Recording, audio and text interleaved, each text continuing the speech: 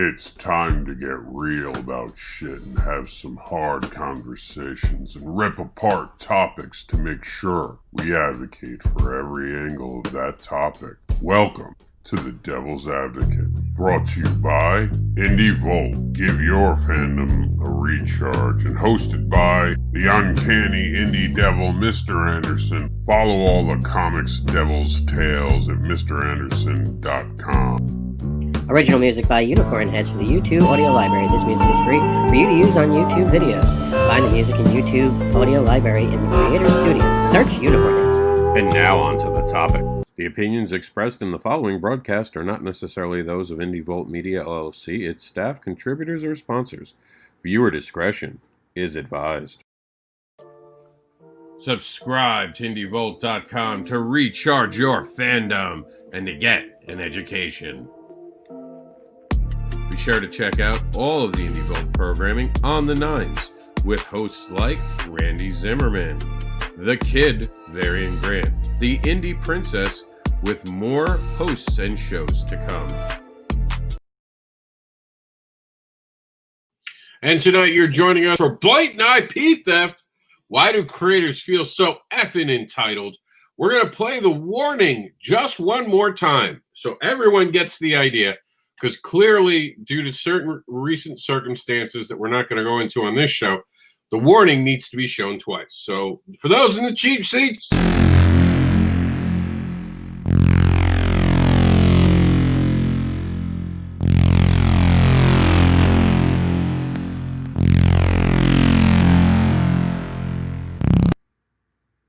the opinions expressed in the following broadcast are not necessarily those of Indie Volt Media LLC, its staff, contributors, or sponsors. Viewer discretion is advised. And that sound also means that the doors are open. Anyone is allowed in for this. This is going to be a hectic one. If you guys want to be represented with your questions, if you're on the radio especially and you want us to talk about something you want, I will be monitoring it. We have an email for just this occasion. If you want to have a question brought up on the show, please send us an email at theindiedevil@gmail.com. That's the THE, indie, INDEE, because why would there be two I's in indie? And devil, DEVIL, @gmail.com. You guys can send us any question you want. As long as it's civil, we'll read it on air and we'll talk to you guys about it. And if you want to send something hurtful to me, I like a good laugh, so feel free. All right, so I am here by myself so far. A few other people are going to be coming in and joining us in a few minutes. I do want to start out, though, with some house cleaning things for this one. We're not going to be talking about fan art. We're going to be talking about IPs. Fan art, I've done that topic to death. I have no interest in revisiting fan art. So for right now, we're not going to be talking about that. We are also rated LVMA all. That's live video, mature audience all, meaning fantasy, sex, language, violence, violent fantasies. I don't know why they have it as FV. It should be VF. And O for oh shit, things are going to get serious.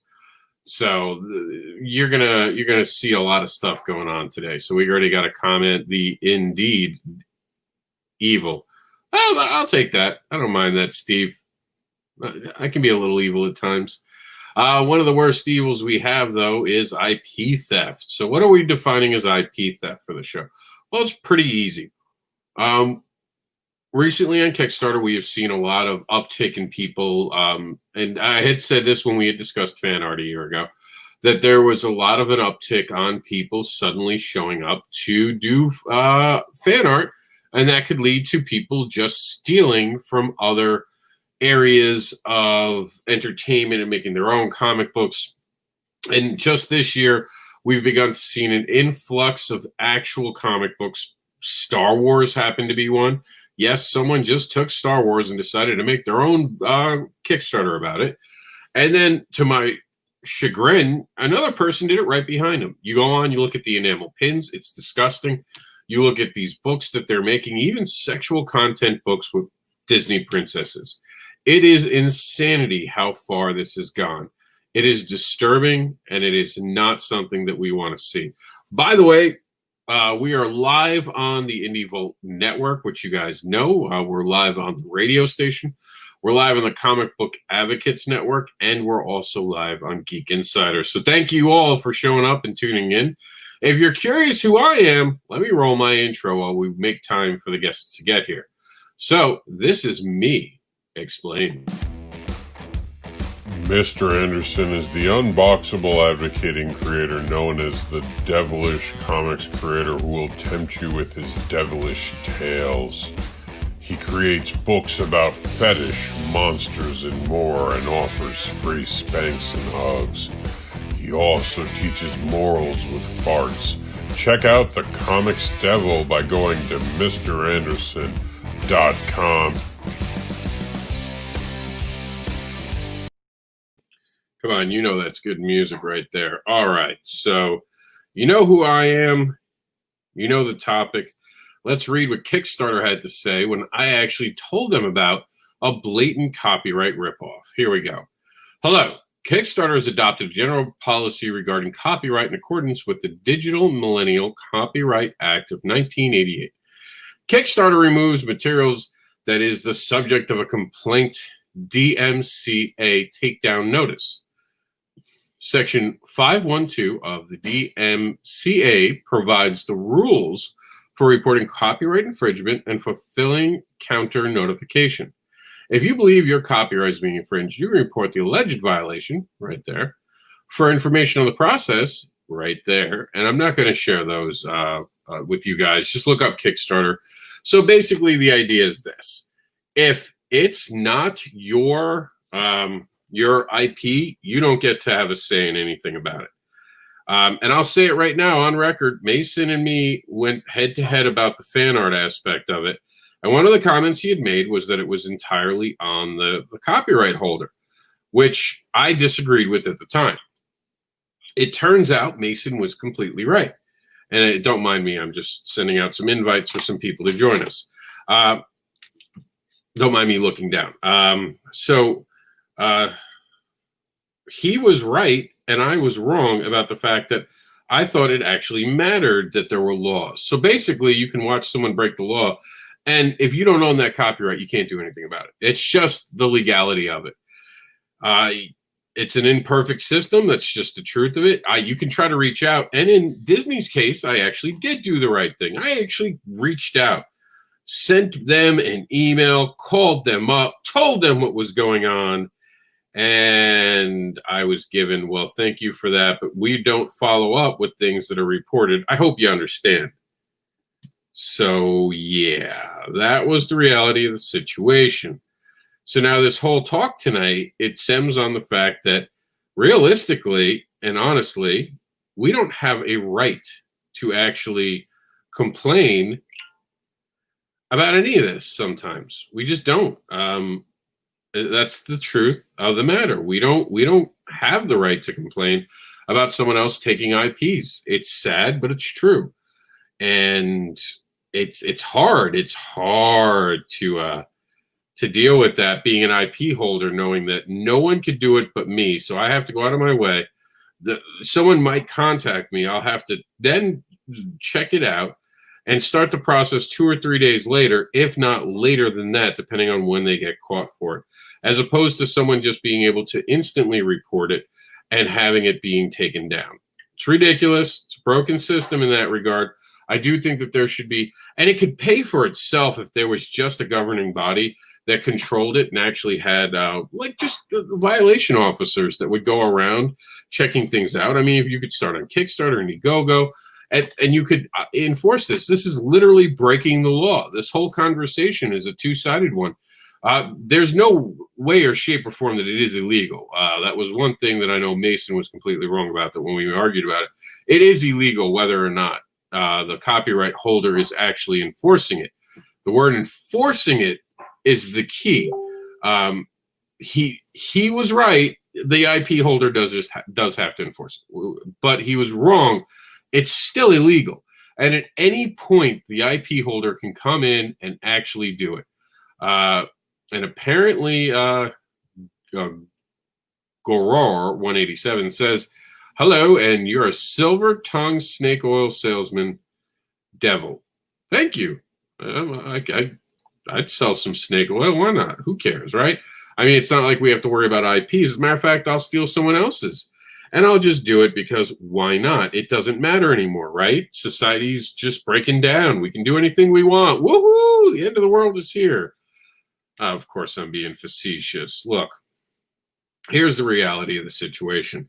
Just because we can't report it doesn't mean we have to accept it. So that comes down to you guys as the people who are out there buying things. And you have to start being empowered. Because understand, every time someone buys something that's forged, another person has lost their jobs. I know you want to go, oh, well, Walmart has enough money, man. Why should I care about what Walmart gets? Or why would I care about Disney getting any more money, man? Let them all suffer. They get enough money. You're forgetting how many people Walmart helps employ. Do you want to talk about their health care options, their sick time? I'm all for that. But I'm not going to ding a company that's out there doing their business because I want to somehow get back. There is no getting back at a company, at least not that way. Because what you're doing is wrong. You're actually just getting people fired. And why are you getting people fired? Well, if they're not making those things. See, here's one of the biggest arguments. We're not going to go into fan art, but this is just a simple truth. Do you know what has plummeted for comic book sales in the last, or comic book companies in the last couple of years? I looked this up and I forgot where I found it, but I did find it. When it comes to fan art, forget the legality. We're not talking about that. This is an honest truth about it.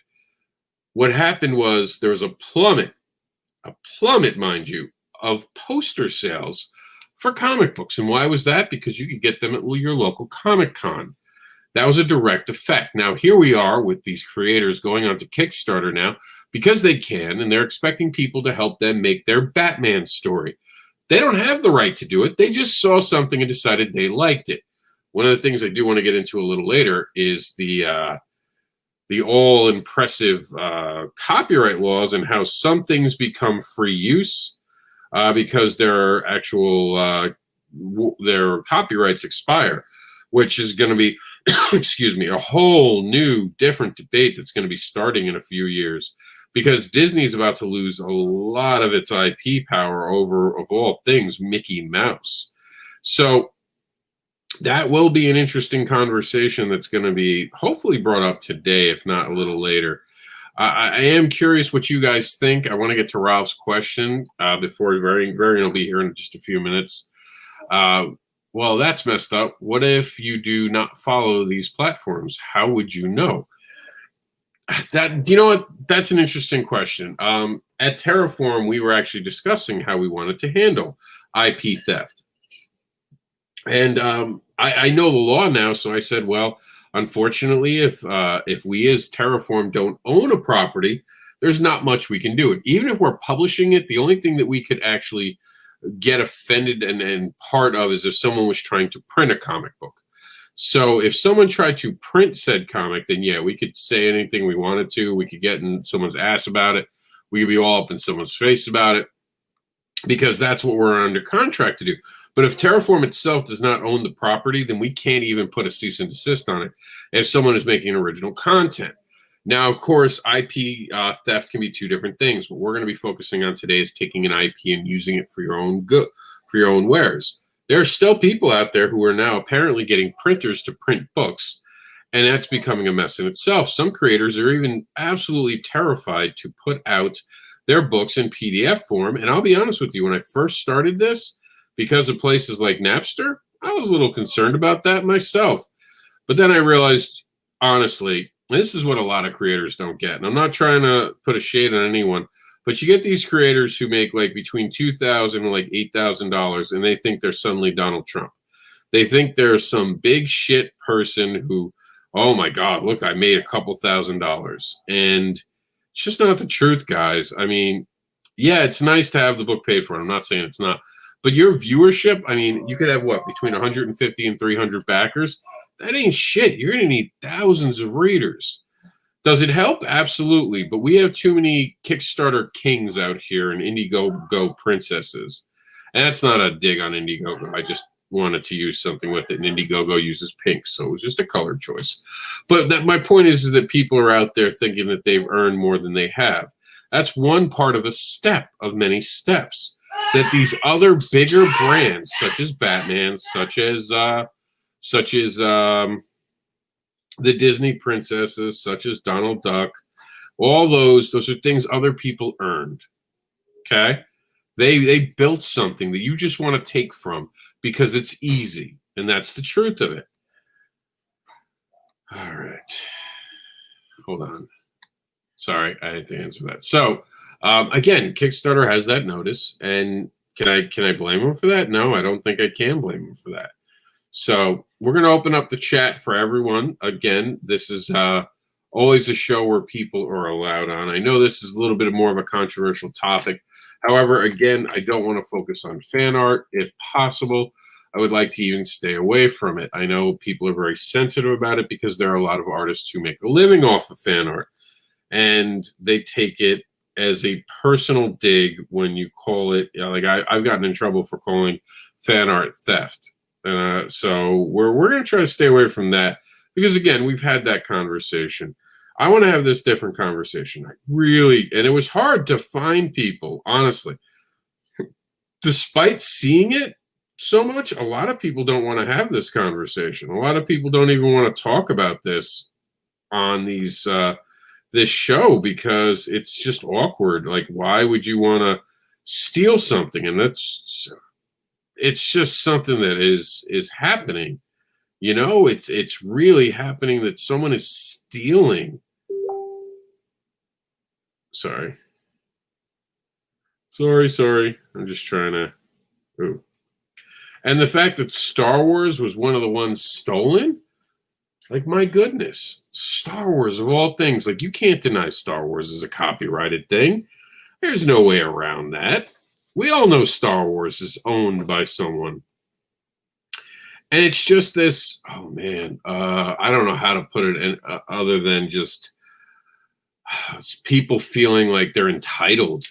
Like, oh, well, I can do this because this is who I am. And when we went around talking about this, I could not, and we like to have every different point of view on here.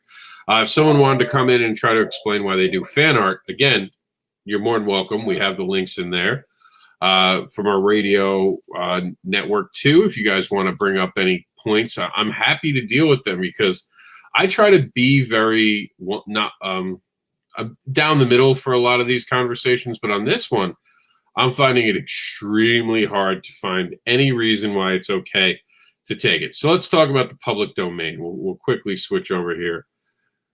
All right. So public domain, this is taking someone else's character, usually one that is not protected under copyright because it has fallen to the wayside. A company has just naturally let it expire or too much time has happened, such as Sherlock Holmes. And Sherlock Holmes is one of those characters I think a lot of writers would like to write.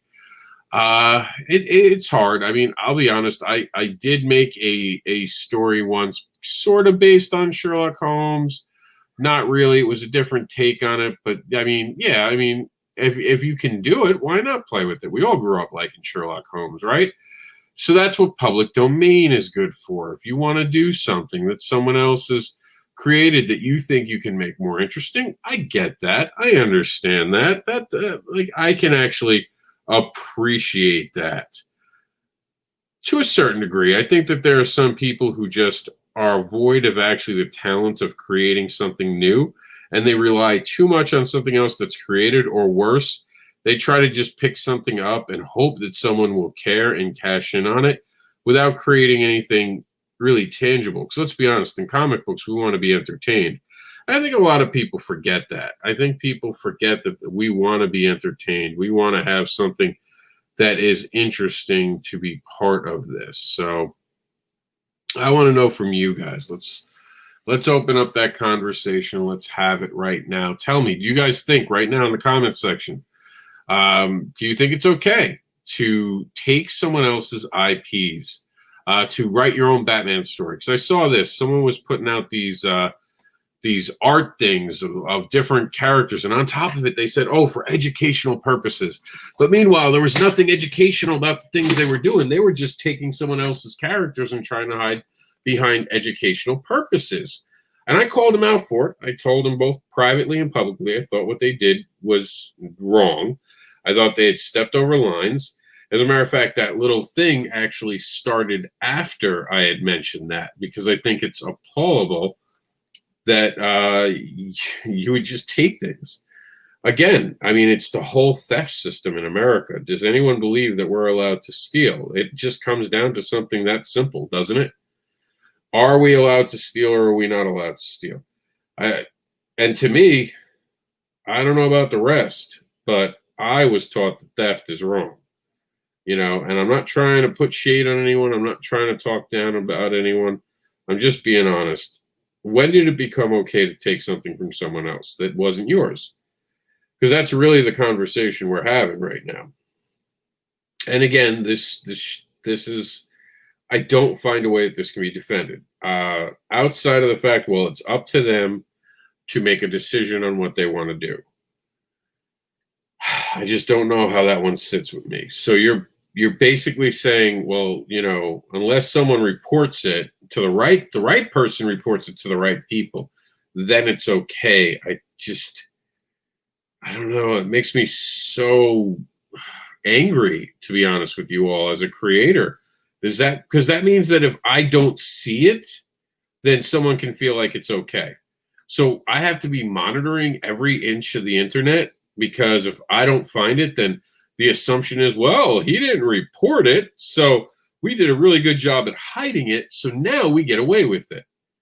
Is that really the standard we want to go with this? Is that really where we're at, that the standard is so low that all it takes is literally just going, well, you know, no one had said anything about it. And we have something from Ralph right now. We did that with our Oz comics and published over 40 different issues, turning more into an adventure fantasy.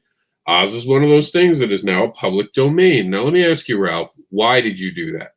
Was it just you guys trying to do something simple, or were you really excited about it? Because I think that matters. You know what I mean? I think if you take something and you're just a super fan, like if Batman became public domain, I'd be honest, I'd probably write a Batman story. I know there'd be 5 million other Batman stories made, and I'm aware of that fact, and I'm okay with that because I think my Batman story would be better than everyone else's, just like everyone else out there. And, you know, end of day, that's kind of cool that we all have this passion for a character. So, Ralph, tell me, is it your passion that drove you to tell it? Because that'd be super cool. I'd love to hear about that. All right. Sorry, I'm still trying to make sure that we're shared out so you guys can all be part of this conversation. Steve Freebie says, as long as they don't sell it or use it to make money, maybe if it was just for someone's portfolio to produce work. To produce work, I can agree with. But here's always the thing I don't like. And this is it. The one thing I'll give credit to fan art for is fan art often is just that. It's art. They don't really add any dialogue. As a writer, if someone came up to me, I'll be honest with you, if you came up to me and said, hey, Rob, I saw that you do Cat Dad and Supermom. I'd like to do some cool fan art. Here's what I'll do. I'll give you the image so you can sell it as posters, and I'll sell it as posters. And I would be like, okay, I can do something like that. And I'd make an arrangement for the amount of posters I would want to do. And if I noticed they were selling more, but I would want my address on the bottom. There's a free thing. Because if ever someone liked the art, they could come to the web address and suddenly I could make it. But if you're making a character say something that you're not allowed to, I think that's almost, how to put this right.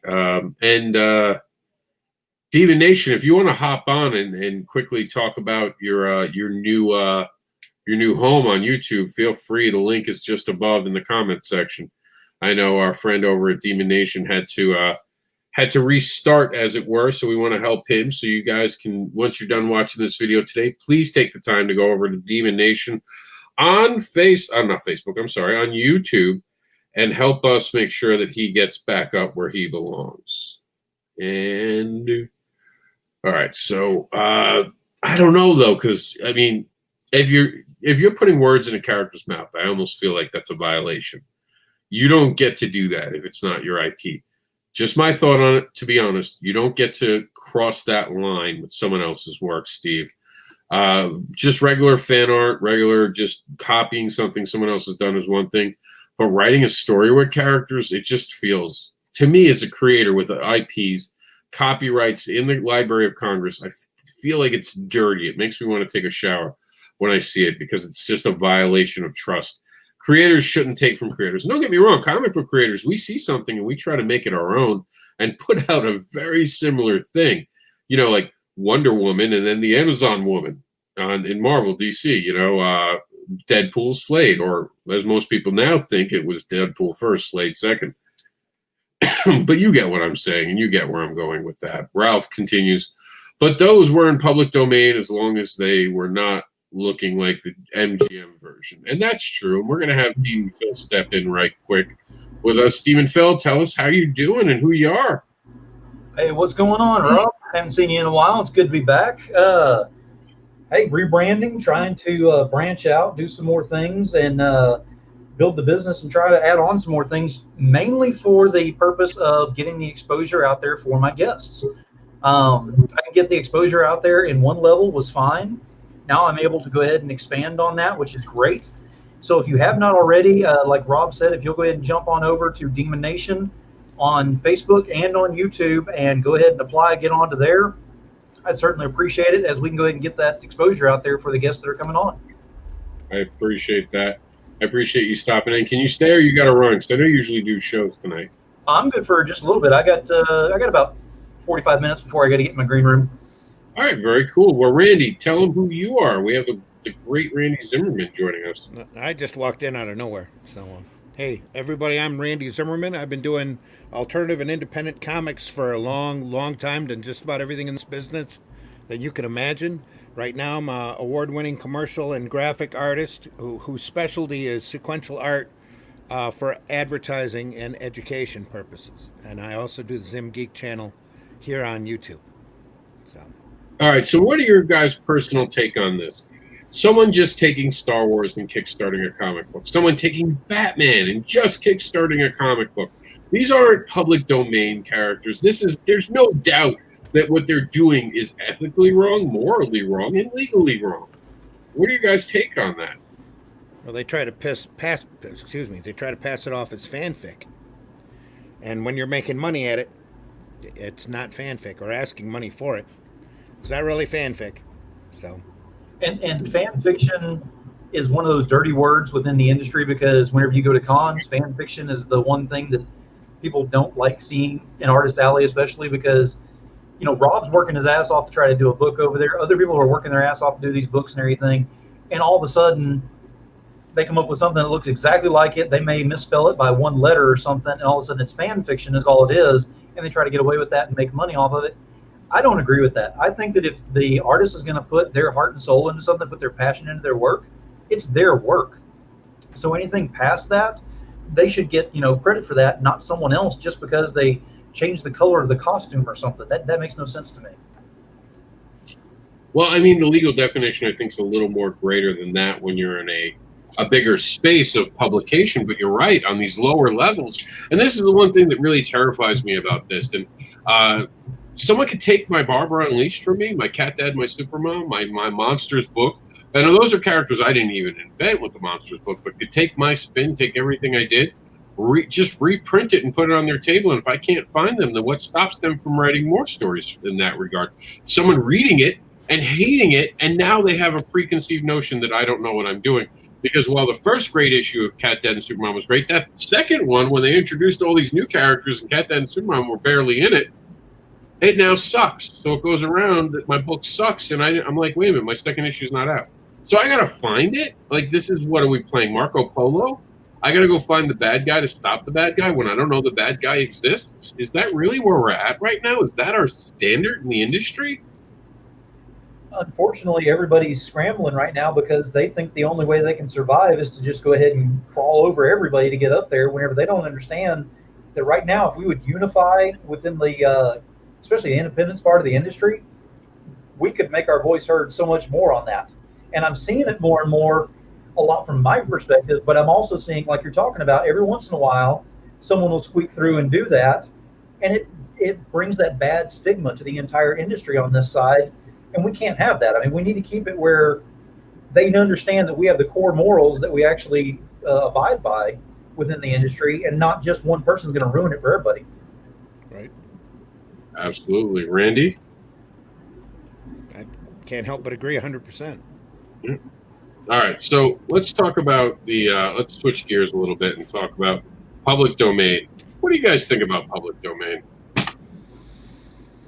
Do you think that's, because I mean, I've used monsters, so I have taken public domain characters and I have used them. I had to check exactly what I could do, what I couldn't do, even the wording of it I had to check with, but I was in the clear of how I used them. But still, I took someone else's characters and put a spin on them. Is that okay? Creatively, do you guys think public domain is a good idea for creators to kind of delve into? Because I mean, and unfortunately, we do see this where suddenly everyone's making an Oz book, and then everyone's making a mummy book, and then everyone's making a zombie book. And these were all things that were created by someone else, but there's waves of it that just overtake us. So what do you guys think about public domain in general? I see Ralph in the chat, Ralph Griffith. He's been doing an Oz book, or did an Oz book like 20 years ago. So, Yeah, he was talking to us about it. Yeah. Public domain, I think, it can be awesome. It's not a playground that I want to stay in very long, but it's a playground that I love to play around in, especially doing an Oz story or a Sherlock Holmes story. Or right now, I'm working on one of the public domain superheroes. I'm working on a short story for that for publication later. I don't see anything wrong with it as long as it's definitely in public domain. And there are a lot of gray areas out there that desperately need to be defined, that a lot of these publishers don't want at all defined, and they leave it gray so that they can push their weight around on certain characters that are way older than dirt, or estates in general. I understand the Edgar Rice Burroughs estate wanting to try to protect Tarzan. I honestly do, because it's their father, grandfather, great-grandfather's work. But when it comes to comic book characters, and certain characters become icons that and tropes actually in the business, that sometimes it's just time to let these characters go and leave them in the public domain. Yeah. After 100 years, it's enough money. You've either made money or you haven't off of the character, but it's probably time for that character to be played around with. See, we're joined by Varian. I don't agree with anything that was said. Rob, your mic is muted. Oh. I was staying I heard an echo, so I didn't know if it was me. Variant, I played the warning twice today. Oh, okay. Good.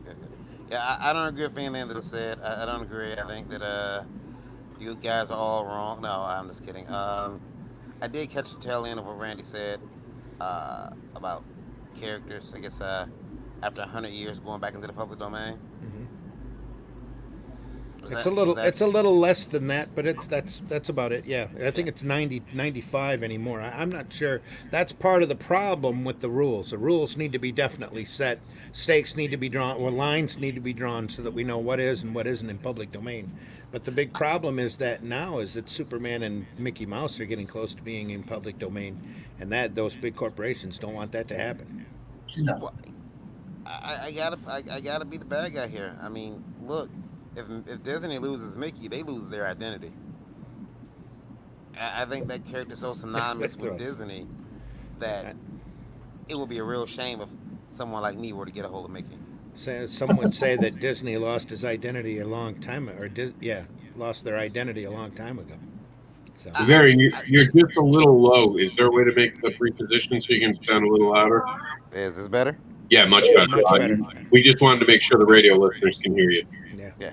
I just feel that if a character goes in the public domain, and I get it, I've seen a lot of people. There are some people out there who are waiting for characters to go in public domain because they're like salivating at oh yeah, Man, when the Phantom goes in public domain, I got a great Phantom story. The problem is though, I always thought about this. Well, okay, character goes in the public domain. Well, what if we all got like stories of that character we're gonna do? I'm gonna release a Phantom book. Me too. Me three. And now there's 80 of them out 1 month, and yours gets lost in the shuffle. Oh yeah. Is that what you get, or? Oh yeah. But just imagine Batman becomes public domain. The next week, how many Kickstarters are about Batman? Well, there's also there's a level of creativity that needs to be done out there, because anybody right now can do a Batman story and not do Batman. Yep. Sure. You know, all they have to do is be a little creative about it. And plenty of people have been too. Now look at all of the Superman versions there are out there. You can do a Superman or Batman story all you want, just don't do Superman or Batman. If you're going to bring up Superman, The Boys, because I'm sorry, but the lead guy that's in The Boys right there is Superman. I mean, he has all the powers of Superman. Yeah, Homeland. Yeah. But even before that, you know, DC let Captain Marvel exist for years. I mean, Shazam Captain Marvel. Yeah. They didn't bother to take them to court until they decided that they had made enough money, or were making too much money, and they were at the time. They were making a lot more money than Superman was making. So, and then after their long court battle, Fawcett just decided to give up the copyright on the. Well, they didn't give up the copyright. They just stopped printing the character. And DC then came in and swooped in, took all their talent. Wow. I remember reading that, yeah. It's interesting, the path sometimes, and how they'll just milk it. And again, going against the corporation, I don't understand why you guys want to piss off the mouse or DC Comics. The lawyers that these people hire are, like, expensive and want to take their time tormenting you because they'll pay for the torment, and then you're going to be ruined for the rest of your life. What's that documentary, Randy? I don't remember the name of the documentary, but the case involved an underground comic called Air Pirate Funnies. That Disney, that had Mickey, and granted it had Mickey and Minnie doing some pretty blatant adult sexual positions, but Disney decided to make an example of them, and they fought it in court for years, and it completely devastated everybody's career. All right, so Phil asked us, do you think the change in the copyright laws, due mainly Disney pushing to keep the IP practically indefinitely, is the way to go? The change has basically made it so nothing goes into public domain anymore. And is that good or bad to you? Now, first off, the law right now isn't that, like Randy said, it's hard. When I signed up for a copyright, it will last the rest of my life. I don't have to renew it. As long as I'm alive, I have the copyright. My son will inherit it, and he'll be able to keep it in the family for up to 90 years when I did my copyright. Here's the thing. When you file your copyright, those are the laws that you get grandfathered in with. If copyright laws change for the better or the worse, you do not get that necessarily added to you. So that is a little bit of a distinction to make. With that in mind, they can make laws that affect all copyrights, which is what you guys are, which is what Phil's kind of asking us. And I will answer, I'm going to be the bad guy. I don't believe in public domain. I like playing with Sherlock Holmes, but I want to keep my thing the rest of my life. I don't agree with 100 years. I created it. I want my family to have it. If everyone in my family dies, then you can have it. But I'm planning to raise rabbits that reproduce. So someone in my family will own it for the rest of existence. Varian, just so you know, you're causing an echo. Oh, okay. I'm not sure if you have two live mics on. No, I'm just going through my phone. It went away. Oh, no. It's still there. I think we're hearing you a little bit. It's nothing horrible, though. There's a back echo that's pretty hard. I wasn't going to be here for long, but you guys can you can mute me. Go ahead. I can I'll take care of you, buddy. Ooh. There you go. What do you think, Randy, about that? here online. You know what I mean. Anyway. Do you think that you should keep it indefinitely now? Should a corporate, like, I get my book, I make Cat Den Supermom, I sell it to Nickelodeon, and because of the new laws, now Nickelodeon owns it forever. Well, until Nickelodeon goes out. Just like I said, there are ways of doing these stories creatively, or you don't have to take that IP specifically. So if they're that worried about owning it, and you're that hot on doing a story with that character, create your own icon. Mm-hmm. You know. Exactly, and what I want to go ahead and bring up is I've been involved in a lot of discussions online that we've just kind of kicked this around and seen, where it'll take it on us, because too many people get on there and they're like, well, I can't do anything else but Batman. That's the only character that I know how to do on there. I know I can't use Batman, but I'm using this one over here that's got utility belt and this, that, and the other. And you just want to go in there and go, where's your creativity? If you're a creator, then you can create. That's the whole point of being a creator, is you can go in here and mold whatever you want to present up here. And if it doesn't work the first time, then you go ahead and finesse it. You adapt, you change, you make it whatever you need to on that. But you do the research in the market beforehand, and you'll have winners every single time if you'll do the work. But the whole point is you got to do the work. Yeah, that's the real key. And that coin works both sides. If a corporation wants to protect an icon, which Disney does with Mickey Mouse, if you noticed a few years back, they went through and did a whole string of the old style classic Mickey Mouse cartoons. And they did that, I'm sure, not just to make a lot of money off of, and a lot of those were really, really good and well done, but also to secure the copyright on that version of Mickey. Oh, it gets better than that. Do you know that they actually used old frames of him as Steamboat Willie? Yeah. As a logo that they trademarked, and trademark is so much different than anything else. See, these companies have realized there is no expiration on trademarks, by the way. You can just renew a trademark over and over and over again. There's no such thing as expiring trademarks. Yeah. So these companies are realizing, well, here's what we'll do. We'll just trademark it. So now, sure, go ahead, try to write a story, but you have to make it look completely different, or our lawyers will come suck everything out of your body, including your bones, and just leave a pile of skin. Yeah. Well, like I said, there's creative ways of protecting that IP. You don't have to worry about. But there is a definite need to draw some lines with those copyright laws, so that creatives don't get caught doing and spending a lot of time on a property they think is in public domain, but really isn't. So. You with us, Varian? Yeah, is that better? Yeah, actually. 100% better. Did you have anything to add to this about this? What would it be if like Disney indefinitely got to keep the mouse? Would you be a fan of that? Do you think that would hurt or help the industry? Again, I just worry that Mickey's such a big part of the Disney branding that losing him would just, I mean, the company will survive, but it would be weird, and then it's just, it would be weird to me to see, another mascot for Disney, or Mickey being used outside of Disney, confusion, just all kinds of bad stuff. But I mean, also, I know a lot of creatives that, I would, I know some characters that I would want to play with if given the opportunity, but I just don't like the idea of us using Mickey for. I just don't know. I don't like it. Varian's watched some disturbing Disney porn. I can hear it in his voice. He knows it'll go mainstream. Mary Dumas says, I think many people think it's okay because they really don't know any better. In certain artists' Facebook pages, it is in their rules. It's not allowed to be discussed. Wow, you're not even allowed to discuss this? Yep. Wow. Talk about Kool-Aid drinkers. Ralph says, I read all the famous 14 and loved the books and wanted to make it more fantasy adventure. The characters, I know.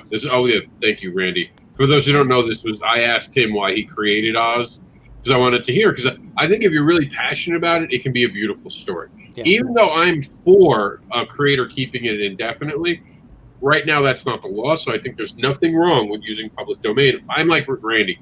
Don't be the guy who only does public domain characters, or girl, or woman, because what's that?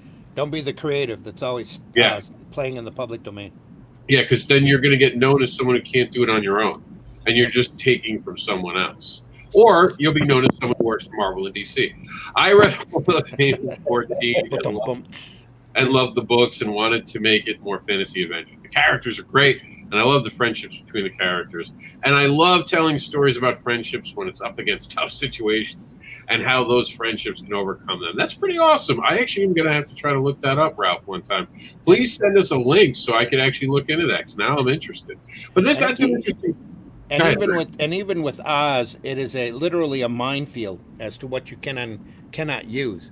And you cannot use the MGM movie as any type of a staple. You definitely have to use key icons that are only in the books, or MGM will chase after you really hard. So you have to be very careful when you're doing Oz.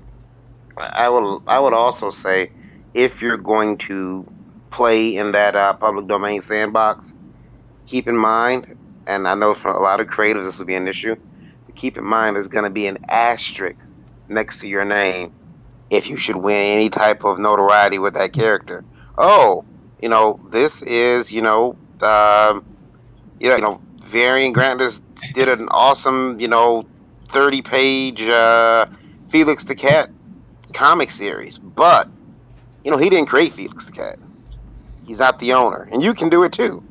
So it's keep in mind that will be an issue. It will never be yours, and even though those will be your stories, it'll be. Oh, we keep losing you, Varian. Just for a second there. You all right, Varian? You there? Yeah, I'm here. Okay. What was the last thing you said? It kicked out. I was saying that keep in mind that it will be an issue as you get, notoriety for the script you wrote. And it could be the best script ever, but there's always going to be an asterisk next to your name concerning that property. Yep. Well, let me ask you guys a question. All these fired DC writers and artists from DC and Marvel, because Marvel's been quietly cleaning house for those who they haven't been having a Black Friday. They've just been quietly firing people. It's coming, yeah. Yeah. Do you see them coming to Kickstarter? Like, realistically, you independent creators, do you think any of them are going to show up to Kickstarter and try to kickstart those same characters they were just working on? Or do you think they're going to do what Randy said and try to twist what they just created and make it their own and make it something new and keep going with a little – because let's be honest, guys. On Kickstarter, you're getting 1,000 backers. That's a small population. So that could make you some good money if they were fans. It's not like when you're selling a DC comic. I mean, to be a popular DC comic, I think someone said that you had to sell like 100,000 units at one point, but now it's just into the tens of thousands, which is kind of scary for our industry. Apparently, their royalty program kicks in at 40,000. Yeah, I mean, just imagine that. And their books being canceled. How'd anyone getting royalties right now? Yeah. And I say it all the time, and I said this on the Comicsgate. I was talking about Comicsgate earlier today on my You're Not Alone series, and I said one of the things you got to give credit to Comicsgate for is that they're exposing this underbelly of it, and they're talking about good comics, and they're talking about getting the fans more involved. And I am, interested to see what they're coming up with and how their strategies are, because they're making sense. They're finding that fan base that's abandoned the major ones. So really, that's kind of how part of Comicsgate started. Is you had a guy start a critique site where he was talking about all the things that was frustrating him about comics, and then he got chastised for it. That was a good actual, he was pointing out things that I was like, I didn't know how to say it, but he's right. Right there. That's exactly how I feel. He said it better than I could figure out how to word it. But here's the thing that I really want to point out to you, to the watchers and the listeners. Why the hell would you go to Marvel and DC when they're failing right now and trying to take things from them? Clearly, it's not working for them. They're hitting dead ends. Create your own stuff, man. Get out there and tell your own stories without worrying about it, Yeah, Marvel's even stripping Dark Horse right now. So Dark Horse has got next to nothing left because Marvel's stripping the last 2 good titles they had. It's like they have no fresh ideas they can come up with, and that makes no sense to me, because I deal with independent creators on a daily basis, and there are so many new and fresh ideas out there that are working, yet Marvel can't come up with something new and fresh out there to work with. And why are they doing public domain? I mean, why are they doing where they lock it in where it's not public domain if they can't do anything with it? It's like they're holding on to it but can't do anything with it. That's it exactly. I mean, this is just also not hiring them. I hate to say it, but you have to start looking at who you're hiring. We have gone through a decade of people complaining about the storytelling. When do we start really stopping and going, well, who have we been having tell the stories? Yep. And we have to take that deeper look. Who did a good job? Let's look at them. Let's give them more work and find out, people who are associating with them, who are following them on social media, those types of exciting writers. Because I'll let you all in a little secret. The people doing the best in comics came from independent comics themselves. They were creating something. All the failures that have happened, in the industry where it was a big crash where people that did not write comics before that, a lot of them came in, well, I'm not even a fan of comics. I'm going to make comics my way. And oh my God, did they ever make it their way? And oh, was it horrible but fun to watch? It was like a car crash. That's Like, true. That's true for the most part, but that really doesn't explain Brian Michael Bendis. I think he hit talent at one point in his career where he really hit a good vein of stuff, but because there was a point where he was exciting and then he lost it. And I think there was a political agenda that he got involved in that hurt him in the long run. And I think when he went to DC, he left all that politics out. Like, you can see a huge fucking difference. And what it was is that the people who he pissed off by being political wouldn't give him a chance. And the people who liked him for being political were turned off by the fact he wasn't political anymore.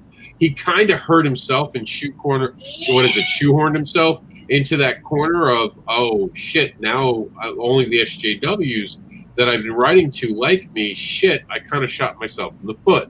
Mm-hmm. And I think that explains him. And that's too bad because he's a talented guy. I mean, no matter what you think about his politics, the man knew how to write a story. Yep. I just thought, I mean, the rest of you, I mean, Randy, I think would say that he didn't like his storytelling when it got political. But before he got political, what are your thoughts on him, Randy? Fifth Amendment. Okay, fair enough. Fair enough. Kid, what do you got for us? Kid V? I have a problem with Bendis' writing. I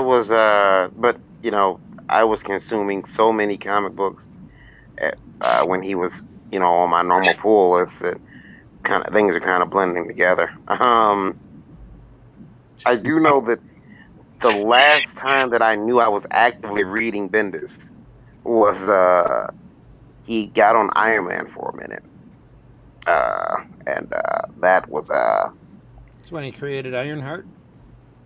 Yeah, she showed up shortly after that. And I was it's okay. I was starting to sour on Marvel though because they just had there were things in the books that weren't appealing to me. Not political things, just like Quality control things. yeah, quality. Like okay, and then the way the books were. You just dropped. Your mic's out. Is my mic out again? Yeah, you're good. You're good now. It just dropped for a sec. Yeah, the way the books were staggered to come out and, for sales reasons was just all over the place. I found myself spending upwards of, and the pricing was going up. I was paying like $250 to $300 of just pretty much Marvel material every month, and it got to the point where it's like, no more. Plus, 13 different variant covers for a new number one, especially when I felt like I kept buying new number ones. Mm-hmm. Yeah. Yep. You are the product now. You were the one who was getting sold and scooped up and being manipulated. Now, when comics were $1 each, you didn't mind how many you borrowed. The minute they hit $2, you're like, whoa, time out. I got into comic books when they were still 75 cents. I was like $1. And it was $1.25. I got to bring a quarter with me just for one book. And all of a sudden, I go back to a comic book shop because as a teenager, I suddenly got interested in something called sex. So I didn't do as much of comic books because I wanted to continue to have sex. And it wasn't popular back then. It just wasn't. Being a comic, I still watched movies. I still consider myself a fan. But I didn't buy comic books or I didn't want to be looked on badly. And then I went back to it, and suddenly they were like $3 a shot sometimes. I'm like, what happened? Now that I create them, I'm like, why aren't they $5, $6 an issue? These things aren't cheap. But I'll say newspaper printing, that has to come back because that made comic books affordable. We need to go backwards now. I'm with Randy. Get some newspaper back. Now you're just trying to trigger Varian. No, Varian knows. I've been in a meeting with Varian. He understands the math behind it. He doesn't like it, but he understands the math. Yeah, Look, I unlike most people, I can be understanding and multifaceted in my belief system. So, Well said. Does it make money? All right, makes sense. Let's do it. I believe you put this up for some reason, Varian. I may have clicked it by mistake. I'm sorry, but it is a good point. Talk about it. Yeah, we'll talk about it. Meredith Logren says, take Athena Finger, a friend of mine actually. How the hell does she not have permission to use Batman? Well, that's because DC owns Batman. Beyond a shadow of a doubt, DC just owns Batman. But I think her bigger point is if she's not allowed to, then why the fuck would anyone else be allowed to do that? And I agree with. She said, I thought it was 75 years before it goes to public domain. No, that's not nowadays. Nowadays, it's the rest of my life, and it might be 75 years. It was either 75 or 90. But yeah, it's after I die now is the new rule. And it's only going to start keeping creators. I mean, there are people who created the Blender whose family are still making money, and that will never expire except the patent. And that family gets to continue to go on. If there's no public domain for patents, why are there public domain for characters? And again, I like playing with some of them, but I'm not sure I'm okay with public domain. Are you sure there's not? Are you sure there's not a public domain for patents? I know there's one for drugs where you can use generic ones, but mechanical parts. Let me look it up. As a matter of fact, you guys discussed. Let me look that up. Let me do some research. So I seem to remember certain things going into public domain. I know drugs do at times. I think that's all formula. Are you with us, Varian? I am. Okay. But I think it's 95. Not after the person's dead anymore. They end up changing the goal line so many different times that it's really rough to figure out exactly what is and isn't in public domain. So there's always a big talk, are the Charlton characters in public domain? There was somebody that did a Kickstarter using the Archie characters. Yep. And I know the Archie characters some of them are in public domain, though Archie doesn't want to admit that they are because they keep doing a Mighty Crusaders book every few years. But Jack Cole's version of the Comet is apparently in public domain, from what I understand. And again, that goalpost might have shifted since then. I also think that it might be important to state, because so many people get upset. You can still have, if you create a character that is a smash hit and you pass away, there is the estate of that you still have, and there are still monies due to your family, even though your work might be in public domain.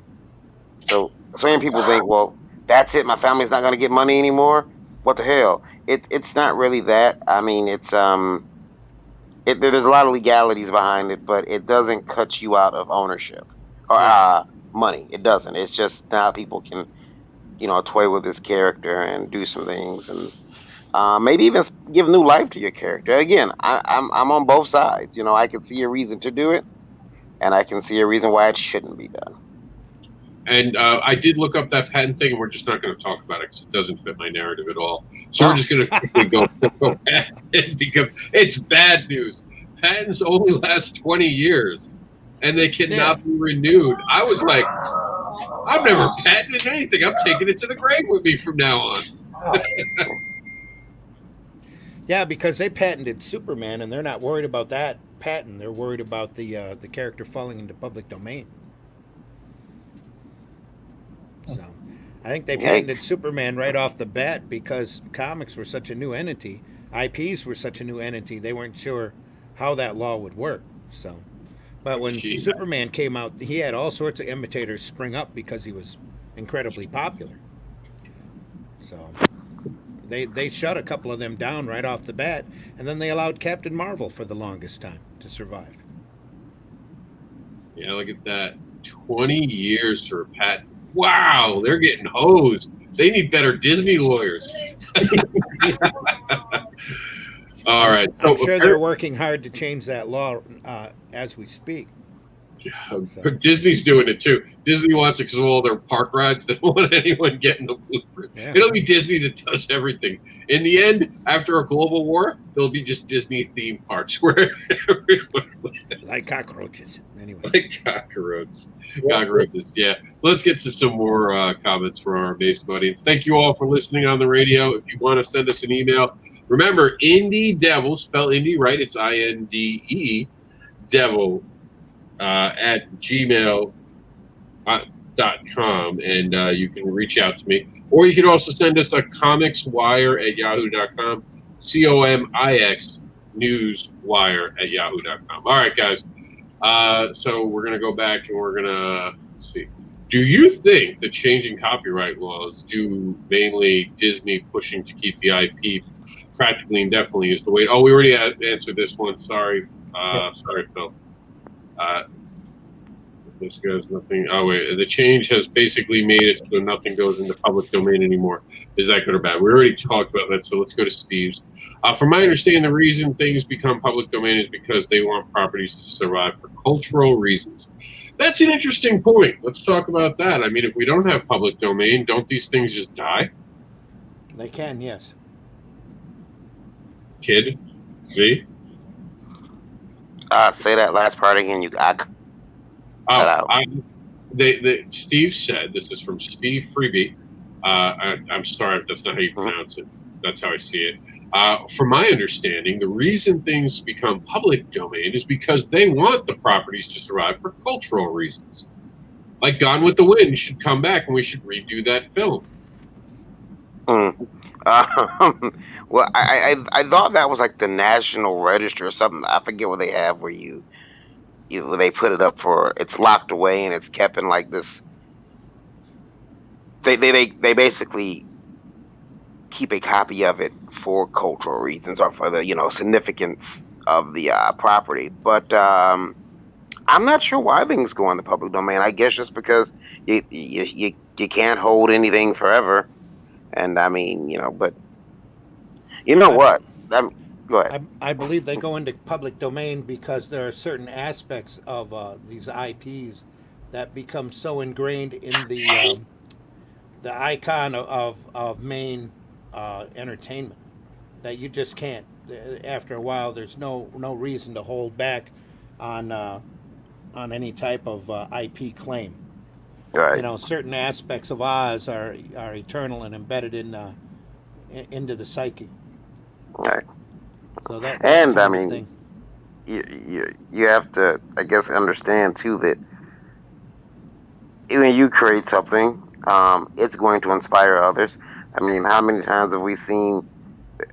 I know a movie right now they made 4 times. Of course, they keep changing the characters' names and title. That's the same damn script. That's Hollywood in general, though. With a little tweak here and a little tweak there, it's the same damn movie. Yeah. You basically describe romantic comedies. Every one of them is the same movie. Romantic comedies or a particular type of thriller that I've seen lately, where there's a woman who steps out with a guy, and she's married, and then the guy she stepped out with becomes this like addicted, like serial stalker. They've made that movie 4 times so far, and it's like it always ends the same. It always ends. So it's yeah. But I guess when stuff goes in. Plots aren't part of public domain. It's the IP that's the. Well, yeah, but I'm saying that because there's gonna be people are gonna take your character, so you might as well get used to it. There's gonna be just bend over and take it with lube. Just have to be gentle. Yeah. But if you put your signature on it to the point where everything that you've got, your whole passion and everything is inside there, even if they do take your character, it's going to come back around because karma is a bitch and she'll find out and she'll go ahead and spin the thing around and they'll know, wait a minute, that's Rob's character. That's Varian's character. We know that doesn't belong to you. And that'll bite them in the ass at that point, at that time. So it's going to happen. You just have to make sure that you put that spin on it to where everybody knows that is above and beyond, without a doubt, your character. Mm-hmm.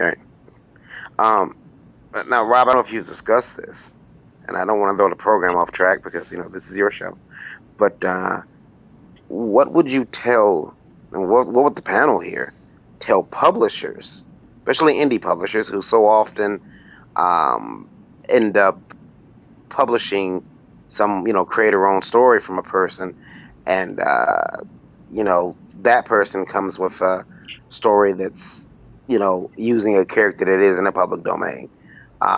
Those contracts have to be lengthy. They have to be very detailed. A person's bringing a character to you, a story that they wrote based on a character they don't own. As a publisher, Randy, you published for a number of years too. How do you approach a contract like that or a situation like that? Well, there's always a clause in the contract stating that if something comes up legal wise, that we aren't responsible. But then that's why I don't print a whole lot that is owned by the company. Everything is privately owned. So somebody comes up and says, "Hey, you ripped off my IP." It's like, "Oh, I only printed it. You need to talk to the creator because he owns that property, not me." Yeah, I mean, very not to go too into it, but yeah, you know from conversations we've had, I'll put it this way: that not me. You fuck up, you as a creator, you own it. You know, that's just you. You take the hit, and you have to understand. Sometimes you're going to create something as a creator, and a bigger company is going to come along, step on your feet, and they'll literally look at you and go, "What are you going to do? Sue us? We have better lawyers. We'll keep you in court so long. By the time you even get anything, it won't matter to you anymore." Yep. Or you can take this payout. That's the reality of the world we live in. Yes, there are new laws coming up that should stop that type of behavior, but that's just possible. You have to be, sometimes you have to understand business for what it is. You're going to have to take the loss. And that's something that Meredith had brought up. Meredith said, and I understand this, if you can prove a family connection to the creator, shouldn't that be allowed? No, because that creator sometimes sold their rights away. With Bill Finger, he actually sold his rights shadily to, of course, Bob Kane, where they had a back-end deal where he thought he'd never have back-end deal, guys. Get everything in a contract. Back-end deals, all it means is you get it in the back if you're not the one who gets it, is there, because money makes the devil come out of everyone. I might call myself the indie devil, but you really want to see the person who's a devil, bring up money to them. It's the number one reason people get divorced. It's the number one reason couples break up that aren't dating. When money gets involved, that becomes a problem. Especially if you try to treat a woman like she's your equal and you expect her to pay half the check and you're the bad guy suddenly. But that's a discussion for another. Sounds like a personal problem, Rob. No, I was raised, honestly, I would rather pay the check. I don't care. Call me a sexist. I actually like to take care of the people I date that are female and actually spoil them if I can, if I have the money for it. Big evil me. Send all your hate mail to IDon'tGiveAfuck.com. How dare you be a gentleman, Rob? I mean, you got devil in the name. Why are you being a gentleman?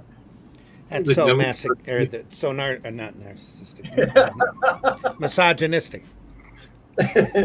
Yeah. One day we're going to have a sit-down talk with females in the room, and we're going to talk about gender roles in 2020. That's going to be a fucking show. That'll be a topic soon. But staying on topic it's a good point, Variant. It's so legally dangerous for all this. Like, I don't understand why someone would want the kick me sign. First off, if DC or Marvel sees you making a comic book with their characters, you're done. You will never work for DC and Marvel. Fan art, yeah, they can get picked up.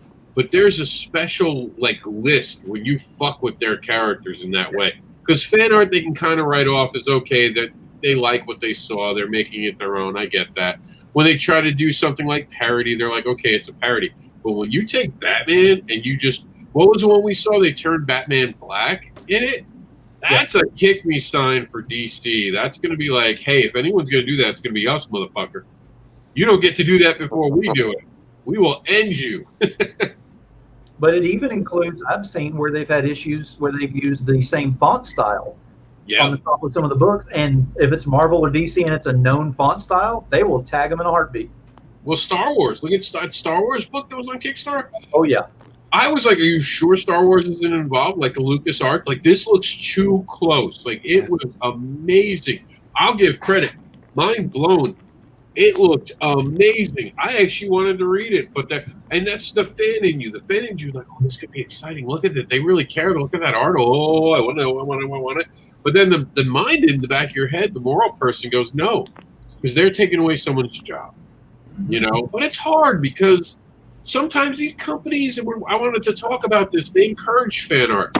Star Wars, for so many years, they allowed all these novels to be made. How do we take them serious now just because a mouse bought them? Yeah. Well, I mean, years ago, I mean, Marvel used to say, send your fan art in. We'll post it. We'll print the back of our books. Mhm. They used to say that.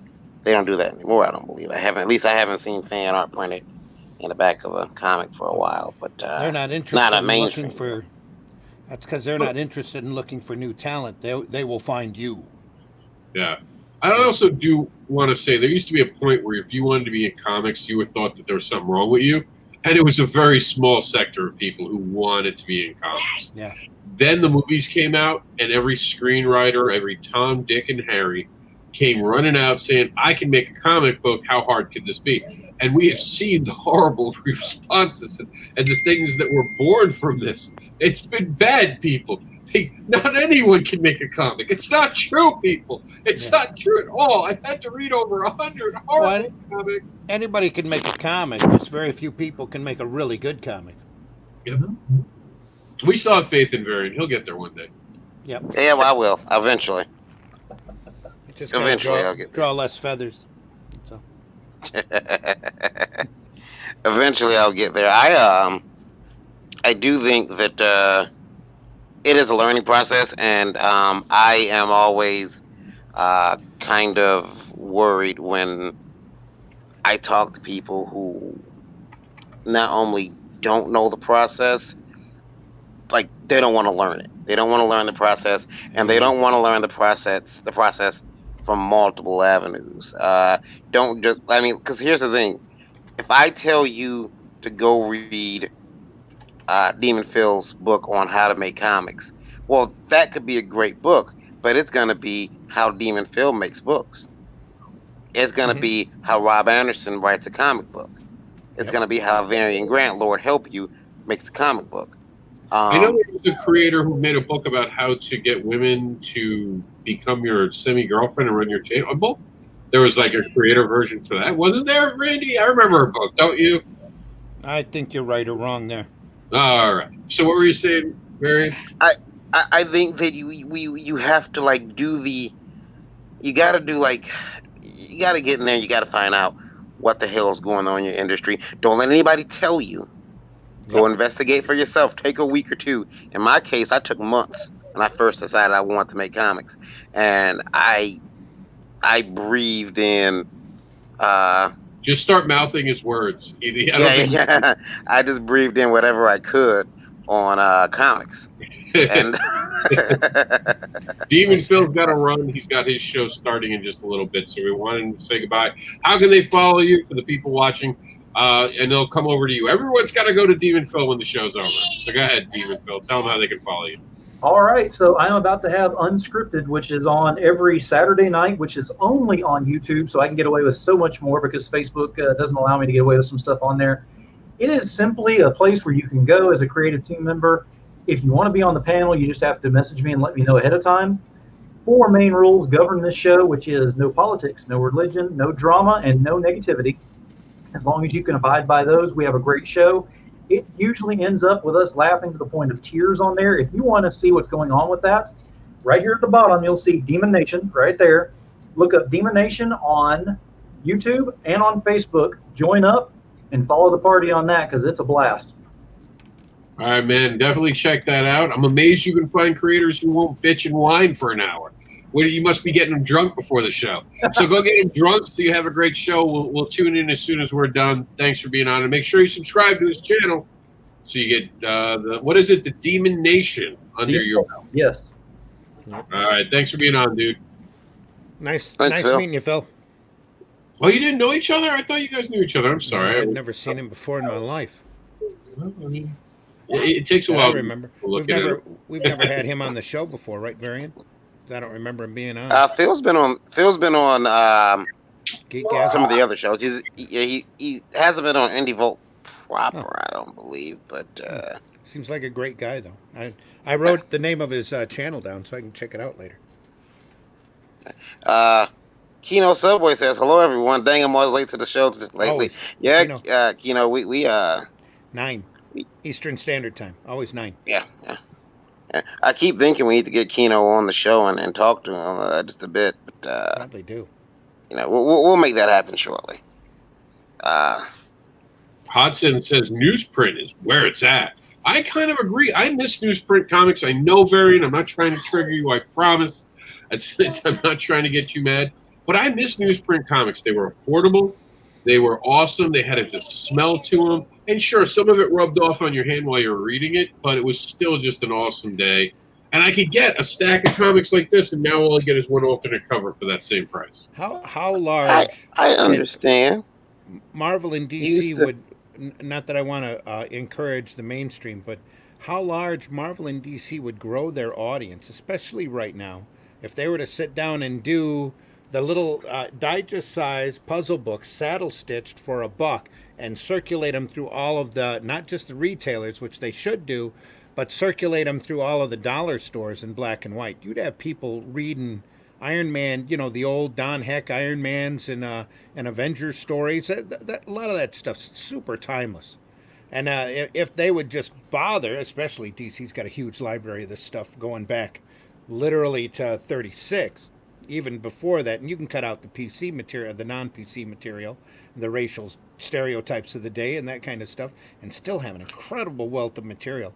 They could just, what's it going to hurt them? Just reprint it in a small saddle stitch format, print 5, 6, 10, even 100, 150,000 of them, and sell them to the dollar stores to sell, you know, and sell out.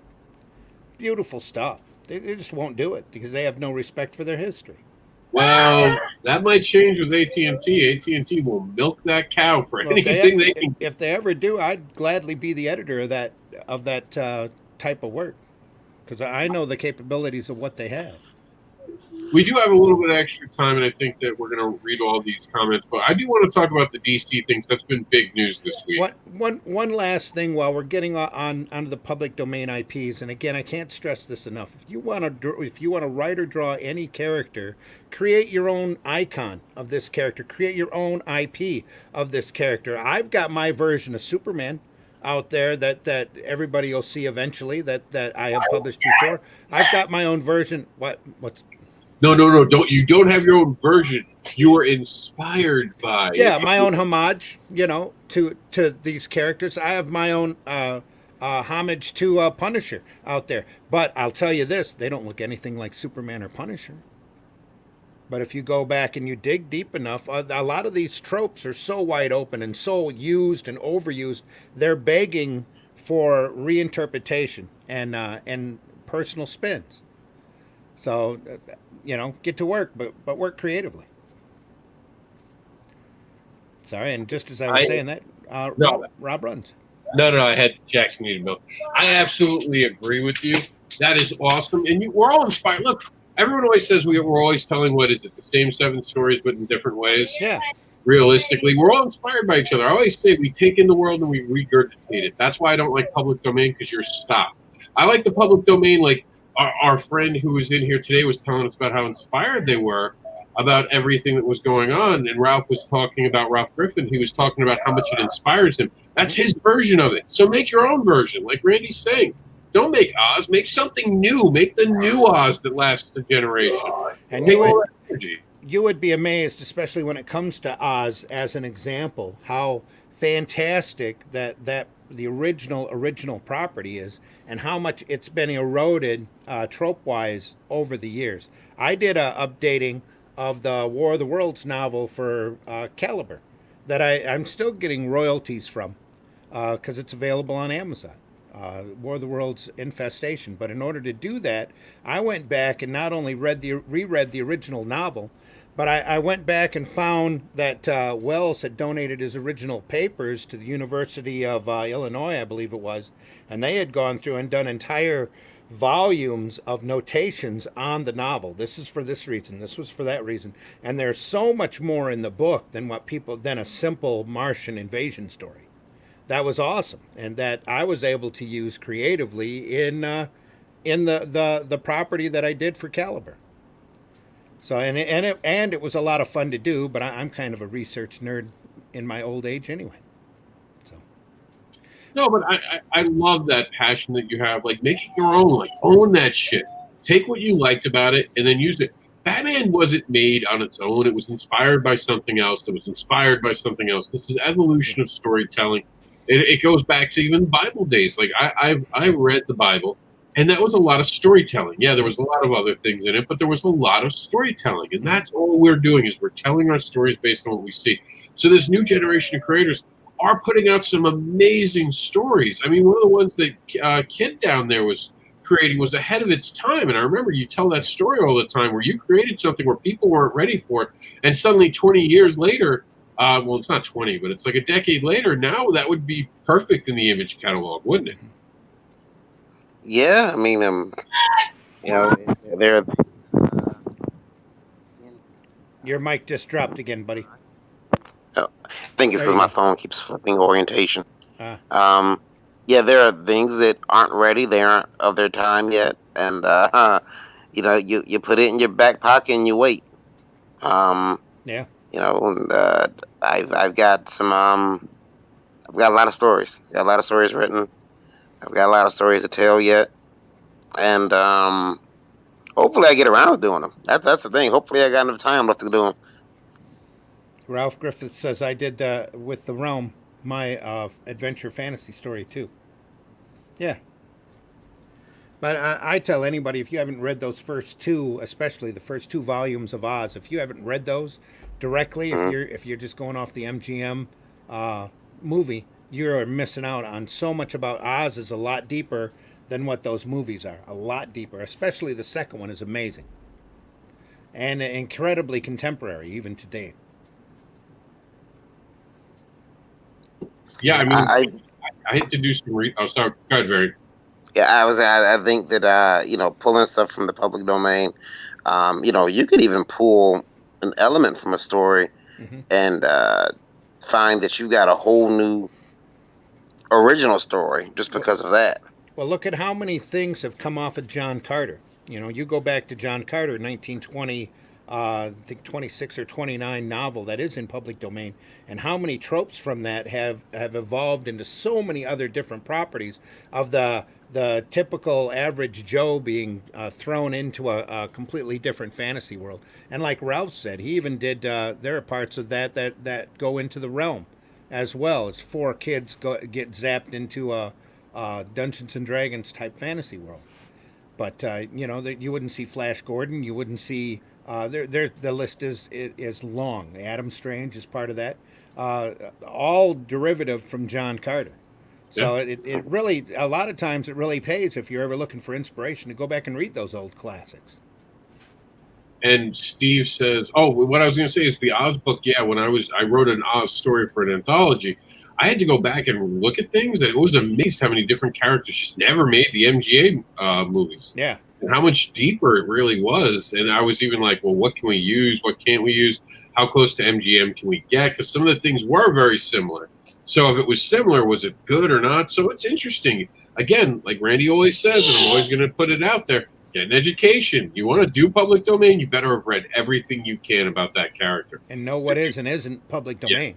Yeah, because you can screw up real quick without meaning to. Steve says Popeye or Betty Boop would be forgotten if creators didn't create new content for new generations. Honestly, I haven't seen anything for Betty Boop. I don't think you can do Betty Boop right now. I don't believe you can. There's some of the cartoons that you can use. The same thing with Popeye. I don't believe Popeye's in public domain because I believe the comic strip is still coming out. So, but the old Thimble theaters are in public domain. Yeah. Well, Rob, when you said that though, did you mean just because of the theme of Betty Boop? No, I meant as a character, but even the theme would be problematic. But you could just change that around. I mean, think about reprinting the original Wonder Woman comics right now and how much you would have to kind of you're talking about PC. That's a problem with PC. Everyone listening and watching right now, it changes. So right now, if we put out the original Wonder Woman, you might get a watered down version that in 10 years we might actually be a little more advanced and talk about things differently. We're in a bad spot right now. Let's be honest. 2020, we need to hit pause on any discussion over it and grow up a bit. We all need to get a bit better education, be more understanding, be more loving, stop the division, and start getting together again. Like, we do better when we're all mixing in. I grew up in Queens. And Queens is the melting pot of the world. They actually noticed that there's no place in the earth like Queens. And I loved growing up in Queens. It breaks my heart to think that we put up so many different barriers because we don't get the interesting stories anymore. We need to work together. And that's the whole reason I'm an ally for everything. And I hold up signs that piss people off saying, how dare I be a Comicsgate ally? Because it matters that we all see each other as individuals. And that's what makes storytelling great. I keep hearing, well, Hollywood doesn't know how to go against the Avengers movie. It's because you've been telling us the same story for 30 years. We know how that movie ends. Oh, my God. You're not doing anything special. Give us new content. Give us the next Matrix. But let it be someone new who creates it. Stop giving all the jobs to your friends. How about that? How about you stop hiring the people that you know and go out of your way to find the people you don't know, but that the public likes? Again, that's the whole point of Comicsgate, is to showcase and highlight the creators of tomorrow today in a way that hasn't been seen before in comics. This word called supportive. I've heard about this indie comic community. It's bullshit. It's a whole bunch of different creators trying to get ahead of the other creators and giving a pecking order to each other. When you look at Comicsgate, they actually care about each other. They celebrate each other and they help each other out. If you take away the name Comicsgate from that and you call that supportive community, everyone would agree with what they're doing because they are supporting each other. And I really appreciate everything they do. But we need to start looking at it that way. Stop putting up these divides. And because when we look back at these things, Betty Boop was a great, everyone's seen Betty Boop in the room, right? That was entertaining. But now you'd be like, oh my God, you can't do that because blah, blah, blah, blah, blah. Stop. Sometimes it's just a fucking joke. I do want to say this. You had mentioned there are people on that are not Comicsgate that are really, helpful, supportive people. Indie Vote is neutral. We keep, we bring everybody on the show. We don't care about your affiliation whatsoever. I just think that what you run into occasionally are these, pockets of, I'm going to use my own analogy, pockets of infectious bacteria on the body of comics that contain some of the most nastiest, vile elements ever. And if you lance them or they burst, it's just nastiness that tries to spread throughout the entire, it's horrible. Mm-hmm. And I'm seeing so much of it that I'm shocked. I'm shocked about just how nasty it's gotten. I have, and I've said this before, and not to go off subject, but what do you say, Ralph? I was responding to Ralph. He just mentioned something, and I wanted to acknowledge it. Not to continue. go off What you're saying, what you're saying is absolutely important, and it almost talks to the nature of comics in itself. So I think it needs to be said because there needs to be what you're going to say, and I want you to say it. It really, because it's been working on me all day. It's working on me all since a lot of BS went down. There are people who just are just poisonous, and they allow others poison and toxicity to invade them and turn them into liars and backstabbers. Again, I started Indie Vote to bring everybody, to give everybody a shot, give everybody the opportunity to promote themselves. I don't promote myself through Indie Vote. I mean, and people get pissed at me. Loved ones get pissed at me because why aren't you promoting yourself? What the hell? Randy will tell you, I had to be asked to add to mention Last Call Comics in my intro, which is something I didn't do. I didn't do it first. I didn't mention that I have a publishing company. I just felt like it was.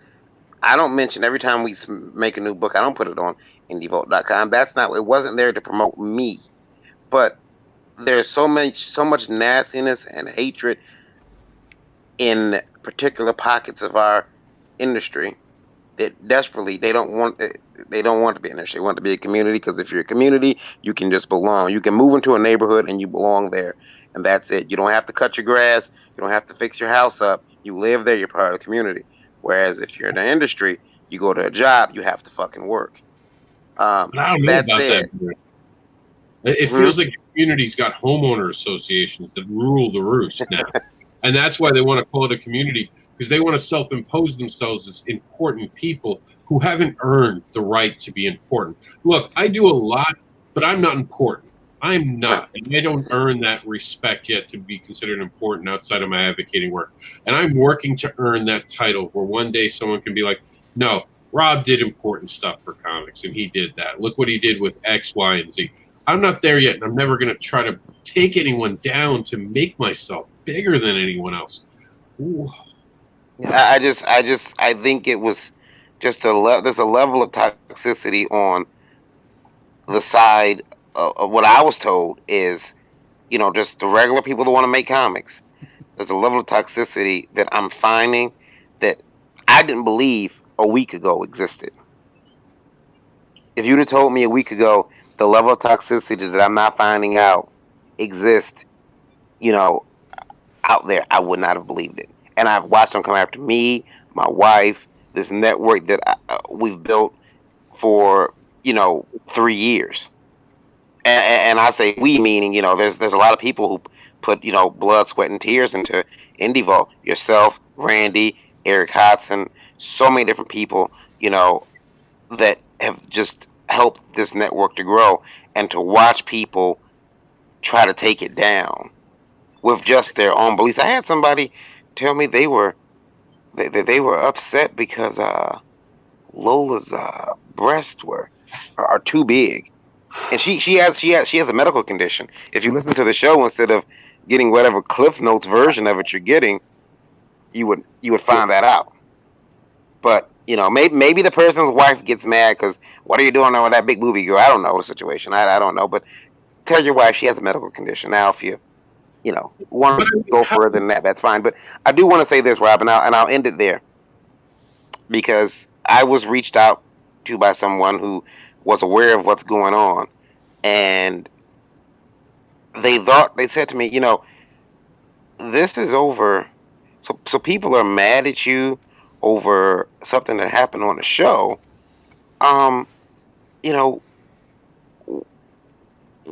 Like, why are they mad at you? And after you've done so much for the industry, like, wouldn't shit cancel out? Like, well, he's done this, and this, and this, and this without ever asking for anything in return. One time, one chance, one thing pissed them off enough to say Varian's a bad guy. Bullshit. It's not about the action. It's about me. Well, you remember there was a conversation I had with someone who said those same words to me. Like, Rob, how much until you fucking break? How much until you just stop caring enough to try to help anyone anymore? And I remember having that conversation with someone, and I remember saying, like, if I was ever going to stop, this would be the moment. I'm just too stupid to care. Because you have to be. There has to be a little bit of stupidity for you to continuously take the abuse that these people who are bored, who can't go out and do their own thing, and now are trying, let's be honest, what they're doing is trying to kneecap you and then try to take over your spot. Oh, I'll bloody them up and I'll come in and I'll be the important thing. I've seen it 100 times with indie advocates. And for the record, Varian and me have never competed with each other and only helped each other's sites out, because guess what? The world is too fucking big to think that only one website should matter. He does it his way, I do it my way. What the fuck is wrong with people? Yeah, and the thing is, we don't always agree with how we do things. Yeah. But Rob's not going to do that. I know he's not going to do that, but I'll do it this way. And there's a lot of times we don't agree with stuff, but I think that it speaks to this. I have to tell people. I feel like ringing a bell. I feel like I need to run through the village and tell them. Feels like he needs to run through the village and tell him your mic dropped again. Okay, like I need to run through the village of comic creators and tell them, like Paul Revere. Except I'm gonna be screaming, "These motherfuckers ain't right." Well, the big problem is that there's been a lot of kids out there pointing and screaming that the emperor has no clothes. They don't listen to him either. Yeah, so. And it's sad, and this really is entitled babies thinking they deserve something without earning it. And again, you don't understand how much you really have to earn. You're patting yourself on the back for small victories that none of us are really impressed by. You made a couple $1,000s on Kickstarter. You're not king of the indie comics. I'm sorry, you're just not. Settle down. You have a website that promotes creators? Fuck, so do I. You know the difference between me and you is I didn't take 5 years off. Next thing you know, they'll be doing a master class and charging $500 for it. Too late. Already happening. How to make shit comics like I did. And eventually they'll end up in sports betting, so it's okay. I think the more sites promoting indie comics, the better. Bring them on. Yeah. Just do the fucking work. Don't sit up there and just put together something just because, oh, I want to make an indie comic site. Do the fucking work. I reached out to a gentleman back 3 years ago because he was doing the work on a indie video game site. Mm-hmm. And I reached out to him. I said, hey, man, let's see if we can do some co-branding. Can I, use some of your articles and I'll credit them back to you? And he was like, yeah, sure, man, that sounds great. And I did an article. I wrote an article myself. He used it. And then he never posted another article on his site again. His site is sitting there rotten. Now, I get it. I think I realized what he did. He created that site. He put 7 or 8 articles up because E3 is right around the corner. And he wanted that, he wanted that prestige to, walk into E3, which is a video game, basically Comic-Con for video games. And he wanted to be able to say, hey, I'm impressed. Look, let me in. And that was cool. But what about after that? Yeah. So if you're going to do a site, please just do it right.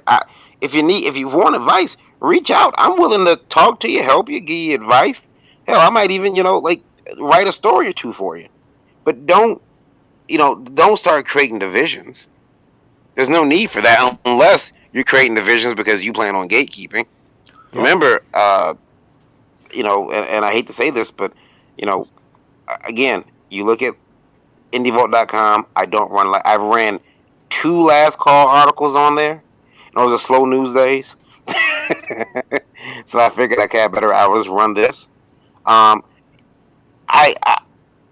know Luke probably wants to chop my head off, but on IndieVote, I didn't even run the Terraform release because I felt it was bad.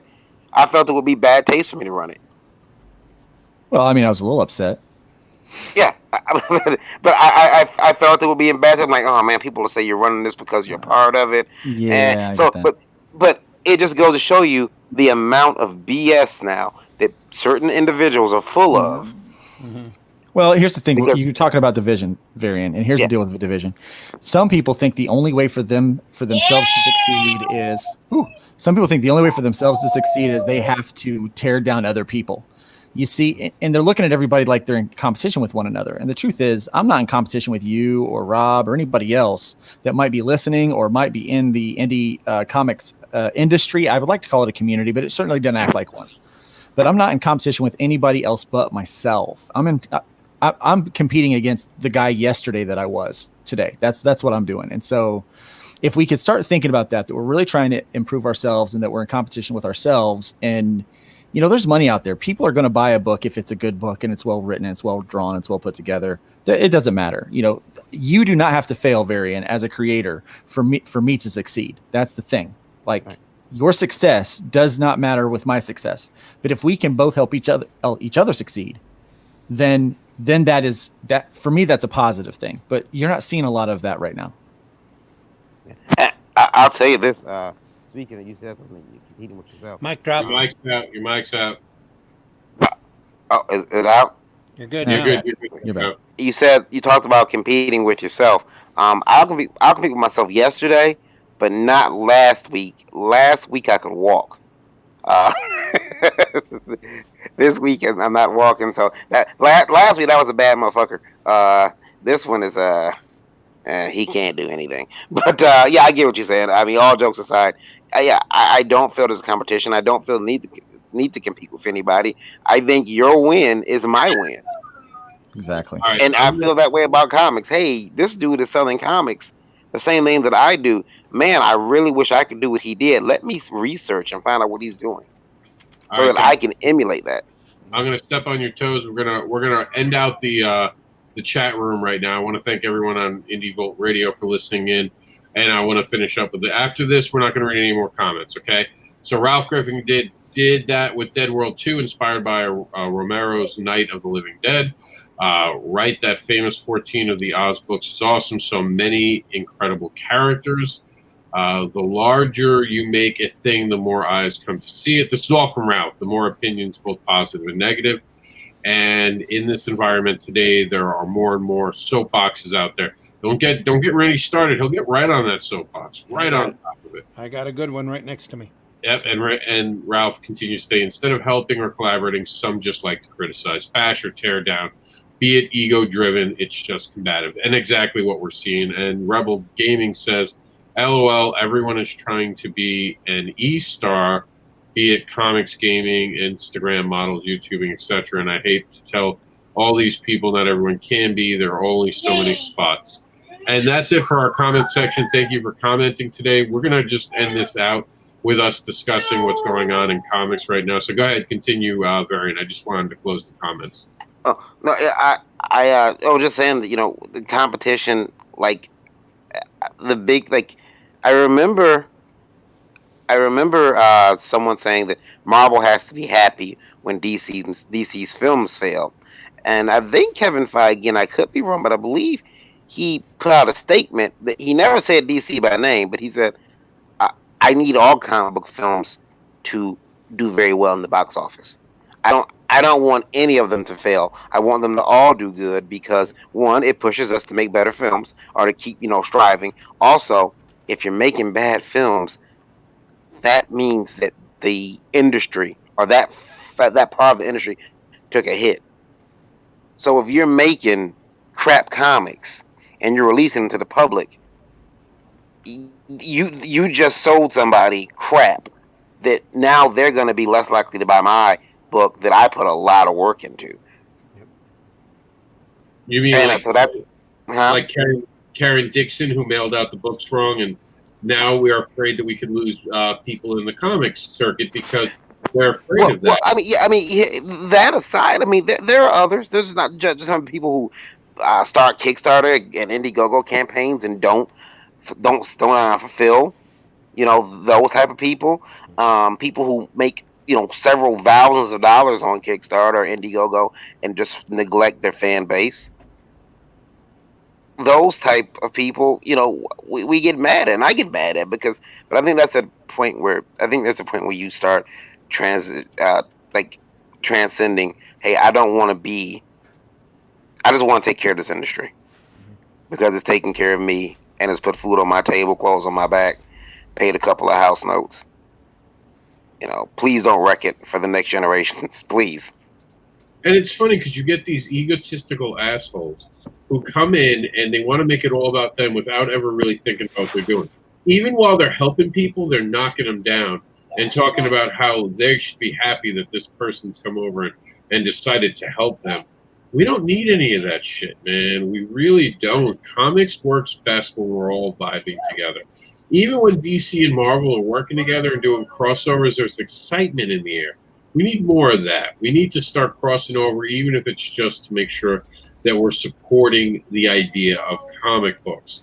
And we got to get rid of that bad sector, the ones that are here to make screen stories comics, or that think storyboards are the same thing as comic books. We need to get rid of them, and we need to get back to the people who love creating comics because it's comic books. And that's just what, and you're going to see it. This pandemic has sent a lot of people packing. There are a lot of people not creating comics anymore. Oh shit, it got hard. I'm gone. We'll see them back in 2 or 3 years when there's a recovery. But for now, it's going to be the Wild West again, pioneer thing. We don't know when cons come back. Who knows if they're even going to be the same anymore? Yeah. There's going to be a year where there wasn't, like, everything's been on pause entertainment-wise. 1 year from now, Lord knows what's going to be popular now. Because people have actually gone back and watched older shit. People are being offended by these older comedies that they're forced to watch on Netflix, but I guarantee you there's a lot of them who think it's funny. There are a lot of people like, oh shit, that is crazy. They could say that shit? I want to say that shit. A lot of people out there just want to make jokes and actually laugh. This year has sucked But one thing we need is a sense of humor, and everyone's getting twisted about it. Here, I have a message for everyone. And Variant, I'm sorry, close your eyes. This one is going to get you a letter. Hey, kids, it's just a joke, not a dick. Don't take it so hard. That is my official stance. Go watch George Carlin. Go get a fucking sense of humor. You're going to benefit from it. Stop taking everything so goddamn serious and stop trying to make everything insurmountable odds and stop trying to tear people down. I mean, what else can I say about that? Support each other, you dumb pricks. Stop trying to rip the person down. Like Randy says, it's crab bucket season out there right now, and no crab gets out alive. No crab gets out if they keep clawing. Yeah. Yeah. Yep. I like Bill Hicks myself, where he says that right now, every day, you get to make a choice between fear and love. Yeah. And and what does this market mean to you? Yeah. You know, that this market kept me sane quite a few times. So, you know, it's time to show back some of that love. You know, yeah, I got a deep love and appreciation for comics. It's something that molded my childhood. It infected me into my adulthood, and you know, I just want to see good comics being made. I want to collaborate with other people that just want to make good comics, and I don't see why it has to be so hard. I don't see why there has to be political lines drawn. I don't see why there has to be, you know, false allegations sent towards this or that. You know, what happened to the day when, you know, the old bullpens when they were making comics, it didn't matter who voted what. You know, it doesn't matter. They didn't talk. They didn't let politics and religion interfere with the work they were doing. The art took first priority, and I just kind of wish we could get back to those days, Randy. Even though sometimes they did propaganda. I mean, when Captain America 1 come out, that was very, very cutting edge. Yeah, but you know, it was relevant, and it spoke to the character, to the kind of the values of that character of Captain America, and it spoke to, you know, I'm okay with people putting their political view into a story as long as it's organic and it works. As long as it's well done. Yeah, you know, Captain America punching out a Nazi. I mean, nothing was better than that, because I mean, just prior to that, Hitler was on the cover. Yeah, Hitler was on the cover of Time magazine. He was Time magazine's Man of the Year, and then Captain America was punching his butt out in the next month, and to make that statement that, look, mainstream media says this, but look, you guys don't like. Here's really what's going on with this guy, and that has always, that kind of element has always been in comics, I think, a little bit, but it's never been like it is today, where people let that interfere with the storytelling. It's just sad for me. Yeah. Especially the poorly done stuff, because I did want to say that other stuff. Go ahead. I was gonna say that you know, when you have those characters who Captain America is, you know, he's fighting for an entire country. Now you have a country that's been divided. And even when it's funny because you get down within that and you find divisions within the divisions, and it gets really bad. And it's like, I mean, it's like a house divided. It really, I mean, there's no better metaphor for it. You don't. Yeah. I mean, there are business partners right now who don't like each other. Yeah. Yep. And Keno Subway says he's at Luke's going to be on his morning show. Yeah. Can't wait. No, awesome. But yeah, Rob, I don't want to take over your show, but I know you're approaching your 2-hour mark, so you're the boss, so like it don't matter. I mean, I've always, for those who don't realize, Varian is in all regards my boss when it comes to me being on Indie Vault and all that. And a lot of people don't realize we talk a lot behind the scenes. We understand, and I always ask about the lines, what not to cross. Even some jokes, I'll message him in the middle of the show and go, "Is this too far?" And I get a thumbs down a lot more than you'd realize. So Varian does try his hardest, but the fact that we could literally, and you know, I said I wouldn't show it, but I'm going to show it anyway, just because it's true. The fact that, and I'm apparently being known for upsetting people with signs.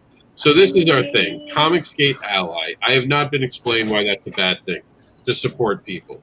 And Luke, you could talk about this for a minute. Luke came out just recently about being Comicsgate. I came out. He came out. So I had to put this up so everyone could show me on the doll. Where did this sign hurt you? Because that became a thing this week. Yeah, 2020. We're hurt by a fucking sign.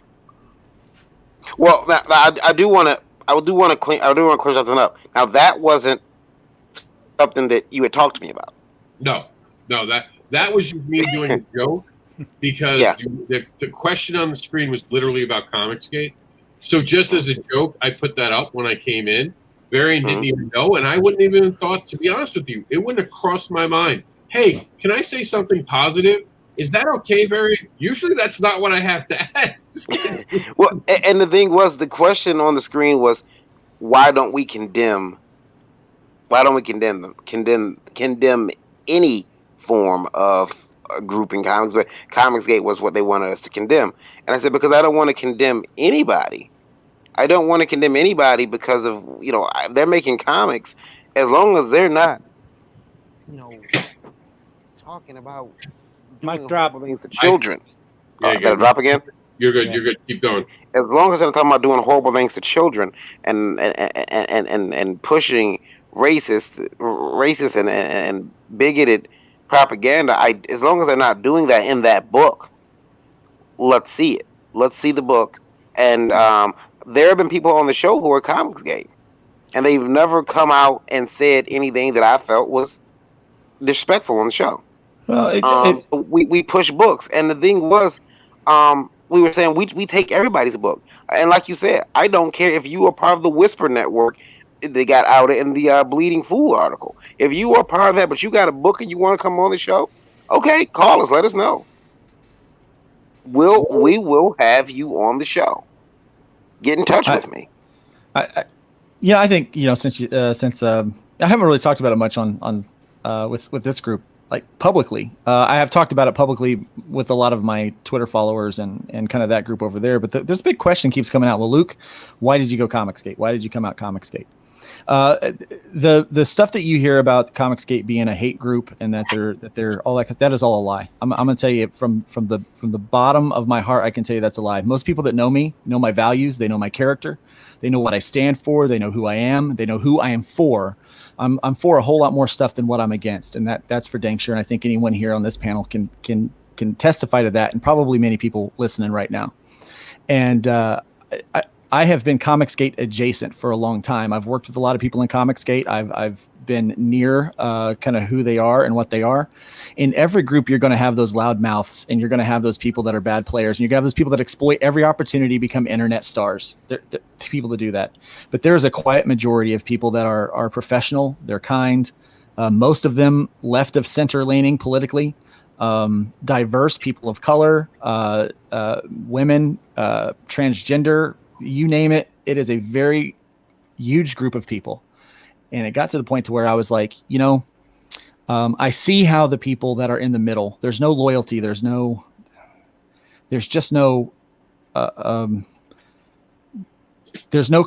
camaraderie, but there's always this possibility. And you can tell that everyone is looking for an opportunity to elevate themselves, even if it means messing with someone else. And I didn't see that coming from the CG camp. And so I wanted to say, look, I'm aligning with this, and hopefully that it will say more towards the group of people that I'm aligning with than me. Because people say, well, Luke, I've always known you as this. How could you be a bigot? How could you be a racist? How can you be a sexist? How can you be a hateful person? And all of you people know that I'm not any of those things.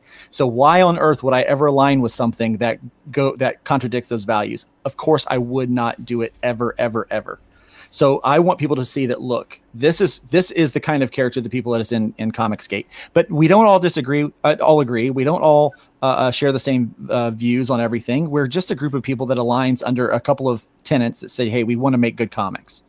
And the other thing I wanted to do was to say, for all of these creators that I've worked with that are kind of closeted Comicsgate like I have been, that are afraid to come out because of what they might lose, I want to show that, look, what you can gain because there is a community over there. There is a network over there that's really inclusive and really kind and really accepting.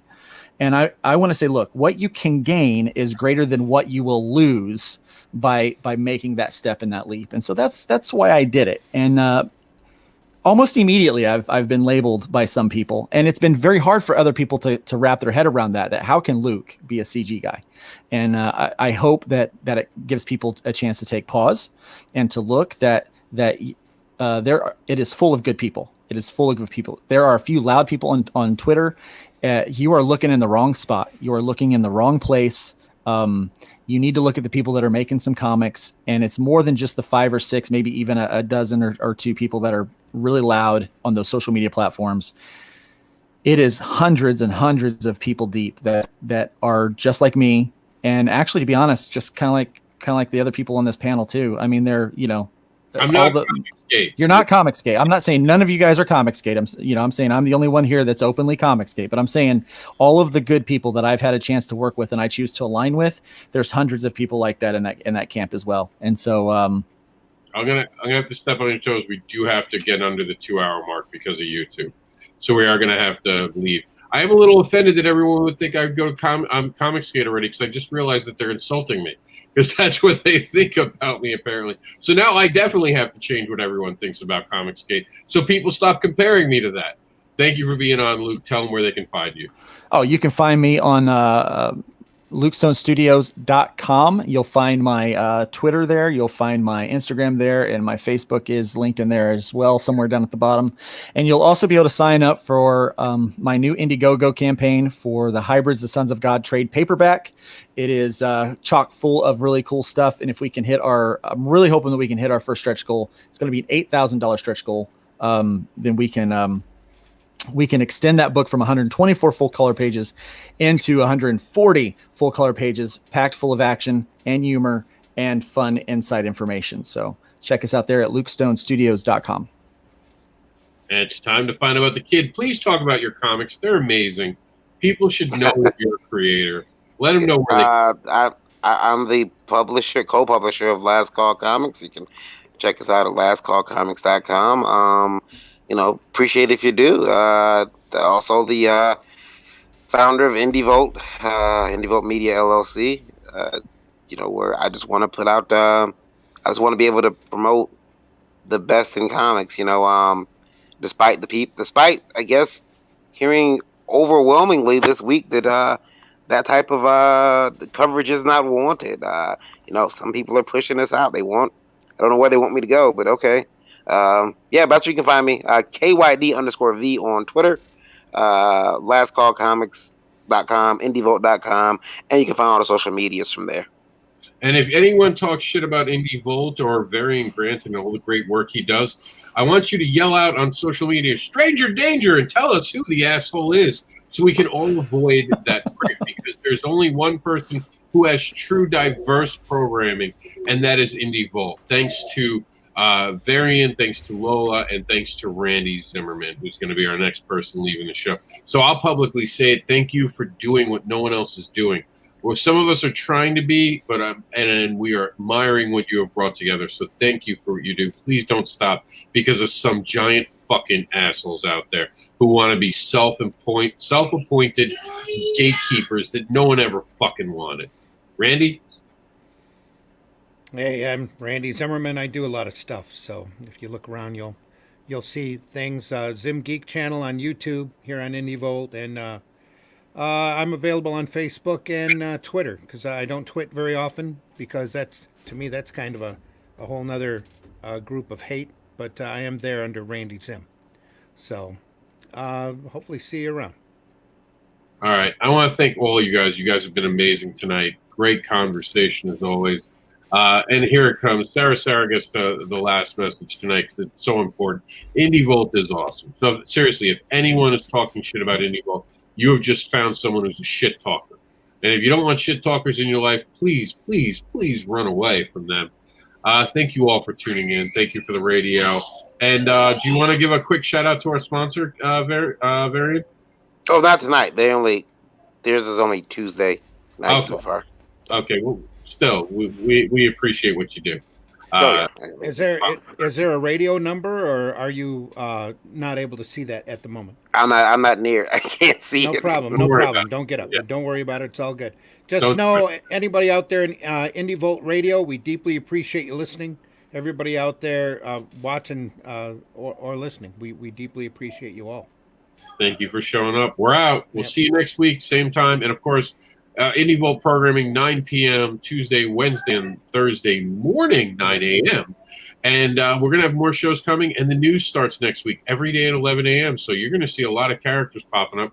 And of course, Randy, Lola, and Varian all have the keys to get in at any time they want. So stay tuned. We're going to have breaking news every day now. You never know what could happen and when. Yeah, and we'll see you starting Monday on 11 a.m. The Comic Wire starts. So Stay we're out safe. here. Stay safe and healthy, everybody. And support each other. And support Don't rip each other. anyone down. Support each other.